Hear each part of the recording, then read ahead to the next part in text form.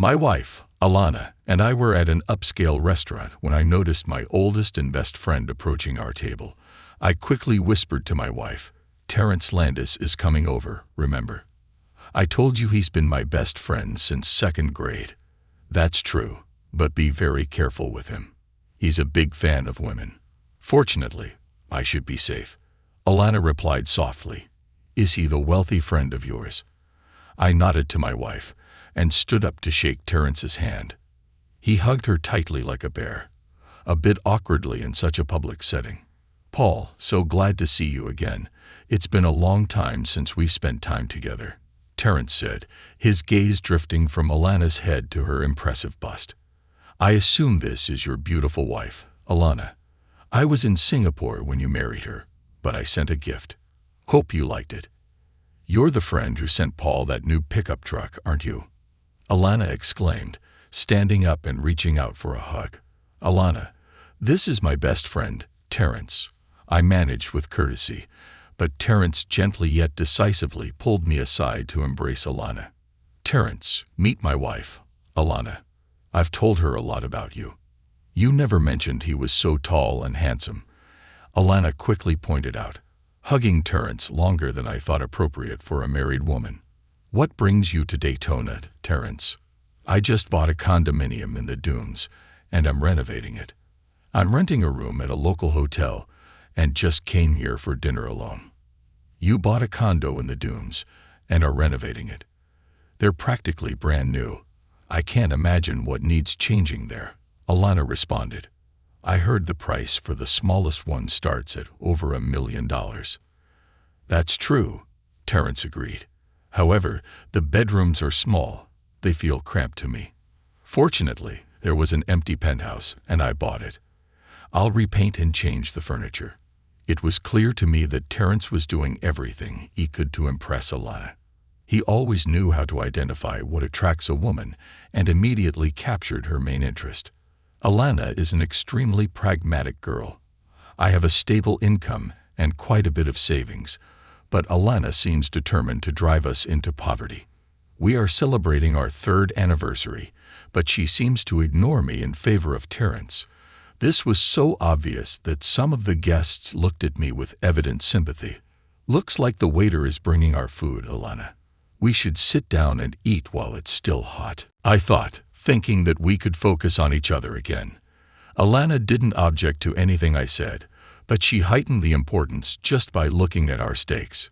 "Terrence, you should join us," Alana said. "Paul always speaks so highly of you, and I would like to get to know you better. My husband's best friend is also my friend." "I don't want to intrude on your romantic evening," Terrence began, as I nodded in understanding. Alana immediately intervened. "Waiter, Terrence will join us for dinner. Could you set a place for him, please?" "Thank you very much." The waiter turned and went to prepare. In less than a minute, Terrence was sitting at our table and monopolizing the conversation. I managed to win a game of solitaire on my phone, while he and Alana discussed everything and anything. I barely paid attention to their conversation until I heard Alana calling me. "Paul, we have 2 free rooms. Why don't we invite Terrence to stay with us? You two can continue to make up for lost time. Terrence will have the opportunity to sample home cooking. His apartment will be finished in about a week. This won't be any trouble at all." I was surprised by Alana's statement. Did she think Terrence would like her cooking? I had no doubt that she would order very expensive takeout from fancy restaurants and then serve it on her finest china. Knowing Terrence as I did, I was pretty sure he would be dining out by the end of the week, unless it pleased any connoisseur of fine cuisine. My first wife, Helen, passed away after 22 years of marriage. She and Terrence were great friends, but I never worried about them behaving inappropriately. Helen was as trustworthy and devoted a wife as one could be. Unfortunately, she died of a sudden heart attack 5 years ago. I grieved for over a year before I met Alana at a charity event. She was 11 years younger than me, but that didn't seem to matter to her. Soon, I proposed to her, and we have been married for 3 years. This was Alana's second marriage. She divorced her first husband after catching him cheating, or so she claimed. The one thing I wouldn't do is cheat on my wife. It's just not in my nature, and Alana knows it.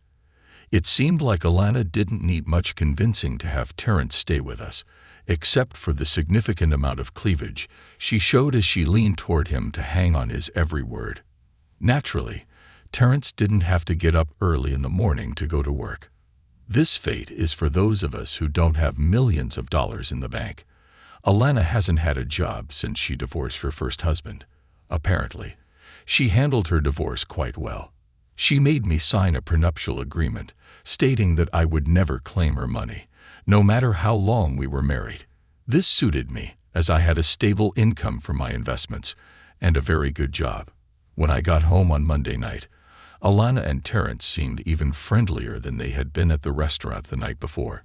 Dinner was ready, and it was exceptionally delicious. I checked the trash can, and as I expected, it contained containers from a local restaurant. Terrence and Alana were so immersed in their little world that they didn't even notice me, somewhat irritated, leaving the living room, climbing the stairs, and going to bed. I didn't feel embarrassed because they didn't pay any attention to me. I was very surprised when I came home on Wednesday evening and found Alana apparently waiting for me.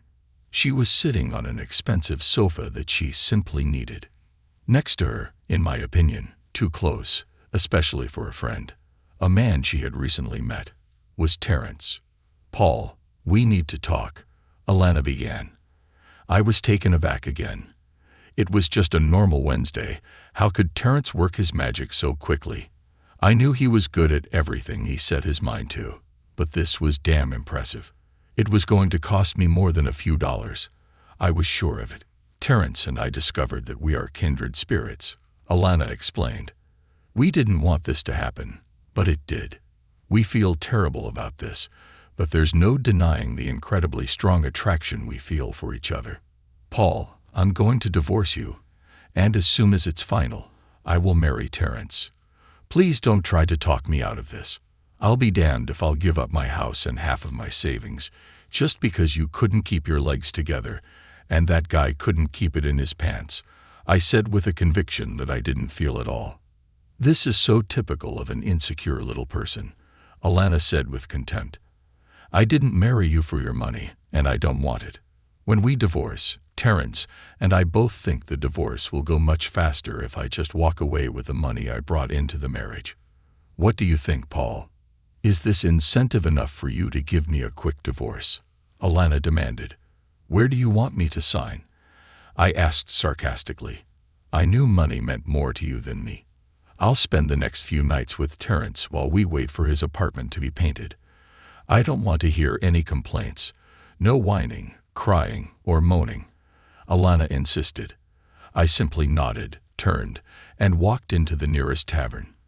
It's amazing how quickly a divorce can move through the courts when the three people involved are passionate about it, and one of them is very rich. A few months later, I was a single man again.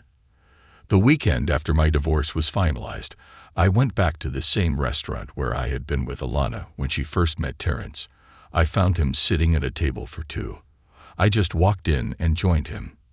"Do you want to kiss my feet here in the restaurant, or wait for a more private setting?" Terrence asked with a wide smile. I wasn't so calm. "I don't understand how you can be so happy. You shouldn't have asked Alana to marry you. Now she can come after you for cheating, breaking a contract, outright lying, or for being such a jerk to her." "That won't happen," Terrence replied calmly as usual.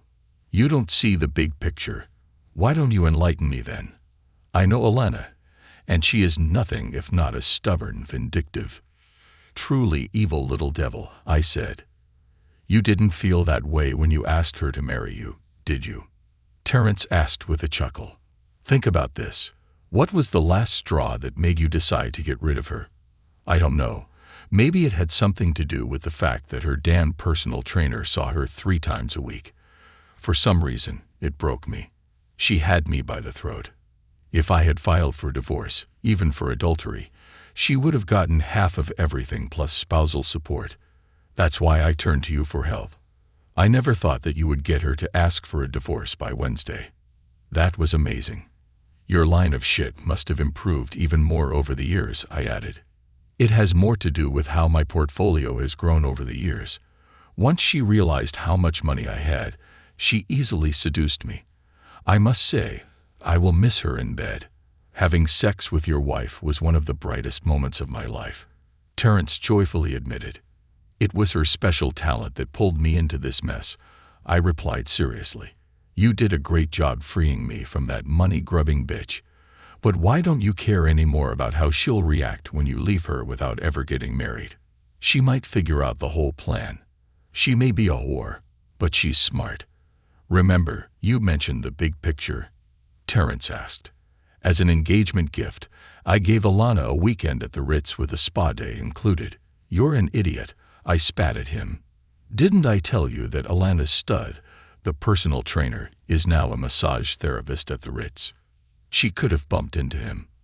What are you saying? I arranged it for her when I was designing the spa, Terence admitted. Last night, I decided to visit her just to see how pleased she was with my gift. Since I paid for the room, I had a key. Luckily, my phone was set for video. No wonder I found her extremely happy with my gift. Was she with him? Do you have a video? Did she cheat on you? I dealt with it by slowly getting my thoughts in order.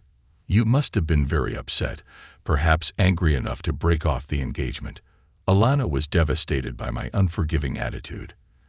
Terence replied with a grin. It was the first time she did something like that. This will never happen again. I agreed with her on this. This won't happen to me. Right now, she's out shopping, returning my gifts, at least in between sobs and curses. Terence added with a wide smile. You owe me dinner for making her say on Wednesday that she wants a divorce. You saved me a fortune, bro. I'll be happy to treat you to dinner. You have always been by my side. Alana has no idea about relationships, but you know what true friendship is.